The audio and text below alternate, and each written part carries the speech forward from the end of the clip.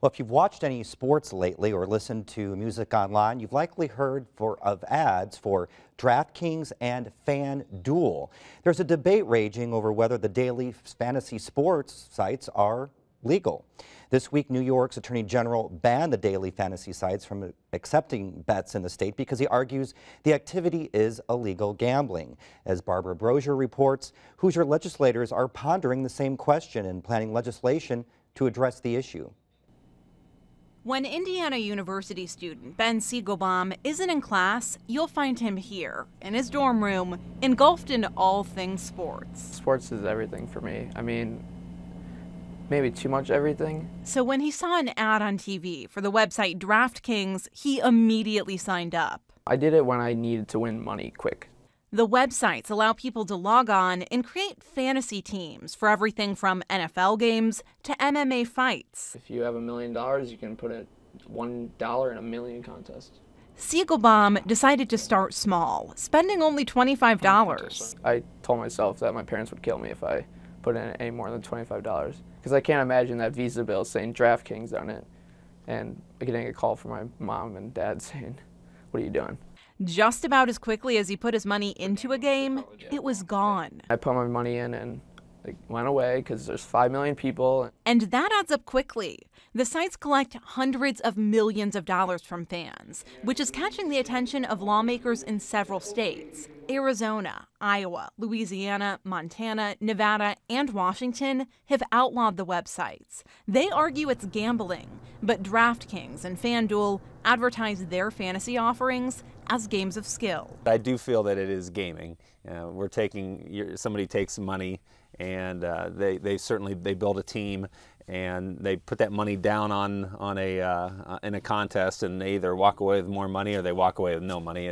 And I guess if it looks like a duck and walks like a duck, it's probably a duck. According to the Indiana Gaming Commission, gaming facilities in the state have paid more than $150 million in taxes so far this year.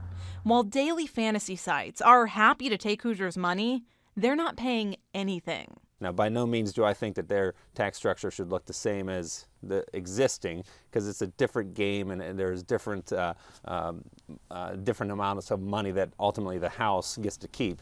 But something has to be left behind for the state of Indiana. There are also concerns about who's behind the keyboard on these sites. When you sign up for DraftKings, all you have to do is check a box saying you're 18 years old. You don't even have to put in a birth date. And then when you sign up on FanDuel, all you see is this small disclaimer at the bottom of the page that says joining confirms that you're 18 years old. You know, I've heard stories, and there's been a lot of stories of kids underage, as young as 12, signing up and playing. And, we need to make sure that that doesn't happen.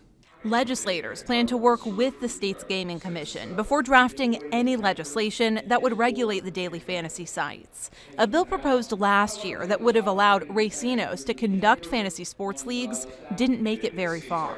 I think now we're kind of past that, where we're looking more towards how do we, rein in and get some control over the current companies that are out there. And that could be through agreements with other casinos that have a license here in Indiana, but it could also be that we work something out where they don't have to go through the casinos. As legislators consider how to move forward, Siegelbaum says he won't be signing on to DraftKings anytime soon, and he thinks a little regulation wouldn't be a bad thing. You definitely need to watch out for just like 10-year-olds who crack into their parents' bank account and spend $1,000 on a game.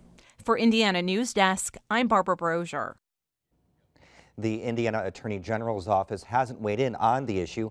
Morrison and Ford are planning on introducing bills in both the House and Senate during the upcoming legislative session.